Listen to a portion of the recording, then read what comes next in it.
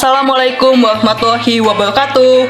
Sampurasun sadayana depangkeun SIM kuring Cindy Aprilia NIM 2204 genep 05 di kelas 4B Program Studi Pendidikan Bahasa Sunda Fakultas Pendidikan Bahasa dan Sastra Universitas Pendidikan Indonesia.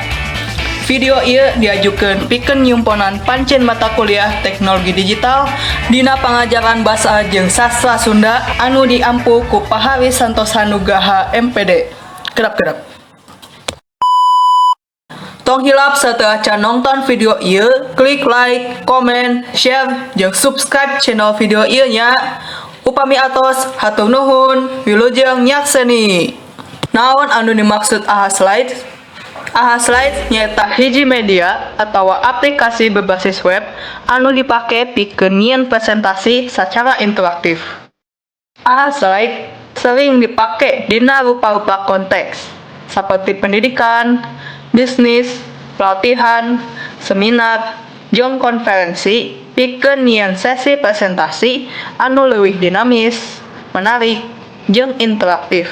Upami Google Board atau Google Keyboard nyaeta hiji aplikasi keyboard anu dimekapkeun ku Google pikeun smartphone anu dibanda rupa-rupa fitur sangkan nggambilkeun jeung ningkatkeun pengalaman dina ngetik ngagunakeun sagala basa jeung simbol. Google Board sering dipake sabab carana anu praktis jeung mibanda integrasi anu sae ka layanan Google anu sejen sangkan ngajadikeun ngetik jadi leuwih efektif jeung efisien. Kunaon sih kudu ngagunakeun media AHA Slide jeung Google Board pikeun media pangajaran aksara Sunda? Media AHA Slide mangrupa salah sahiji media sajenis PowerPoint anu leuwih unik tibatan PowerPoint anu biasa saperti dina Microsoft, Canva, jeung sajabana.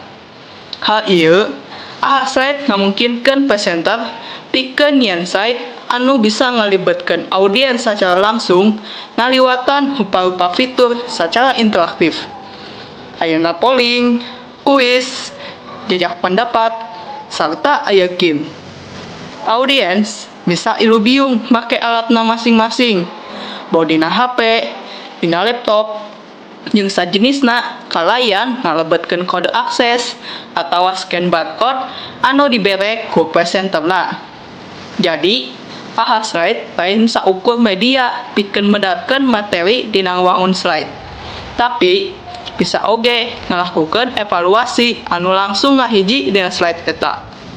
Kusabab pangajaran ngeunaan aksara Sunda, janten aplikasi Google Board digunakeun pikeun ningali, maca, sarta ngetik aksara Sunda secara langsung dina smartphone.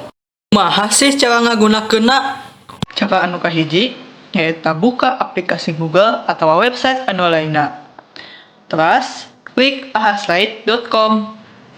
Klik sign up free atau daftar secara gratis kanggo daftar kana akunna. Biasa wae ketik naon akun jeung password atau langsung kana akun Google wae. Nah, upami atos kieu, pilih template anu bade dijieun bahan pembelajaran.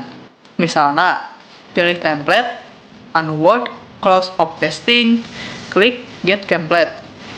Nah, template-na tos muncul. Langsung wae ganti judulna saluju jeung materi anu bade dibahas nyaeta aksara Sunda. Cara nambahkeun konten slide. Klik slide salajengna, klik keyword, pilih hiji konten, SIM kuring bade konten anu heula. Edit tulisan saluju jeung materi pembahasan. Biasa oge, kanggo fotona diganti atawa ditambahkeun. Paskeun wae ukuranna. Tos kieu, klik save. Papihkeun wae nya. Aya oge konten-konten anu lain, nyaeta heading, list, foto jeung katerangan, terus QR code, pikeun siswa tiasa ningali slide PPT jeung ngalakukeun game atawa kuis. Atawa upami teu tiasa nganggo scan, tiasa ngaliwatan website anu aya di luhur slide. Terus, tebetkeun wae kodena. Konten anu salajengna nyaeta aya video YouTube serta Google Slide. Game atau kuis anu jadi proses evaluasi dina AHA Slide. Kuis di dieu bisa ngagunakeun sababaraha jenis atau fitur. Cara nambahkeun unggal jenisna sami jika tadi ngesian di kolom katuhu sarta miboga waktu anu tangtu nalika ngerjakeunna. Jenis-jenisna aya pick answer, fit image, short answer, spinner wheel, math fair, jeung correct order. Di dieu simkuring bade nyobaan quiz correct order anu ngajawabna ku cara ngurutkeun. Tapi sateacana nyieun heula soalna. Ku sabab soalna ngeunaan aksara Sunda jeung upami di laptop teu tiasa ngetik jeung teu katingali aksara Sundana. Kumaha ye? Janten simkuring bade nyieun soalna dina HP make Google Board. Carana download aplikasi Google Board. Kusabab di HP simkuring tos bawaan, janten hoyong diupdate wae. Tos kieu, buka aplikasi Slides, buka fitur anu bade dieusi soal. Nah, simkuring hoyong ngesian pilihan jawaban ku aksara Sunda.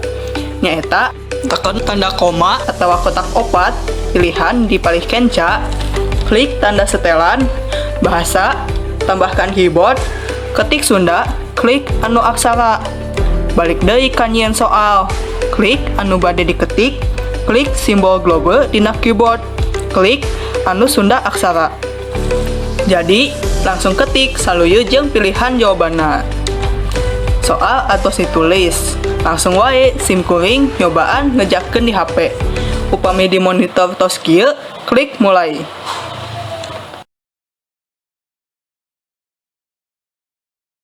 Nalika ngejakeun, tampilanna sapertos kieu nya. Dicek deui waktu aktosnya kapan. Tampilanna sapertos kieu. Langsung ka slide salajengna kanggo ningali saha anu menang poin anu leuwih seueur.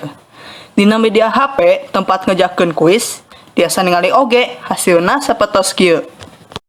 Tah, sakitu anu bisa dijieun dina slide. Kumaha pamirsa? Resep pisan pan. Nah, ayeuna urang ningali hasilna nya.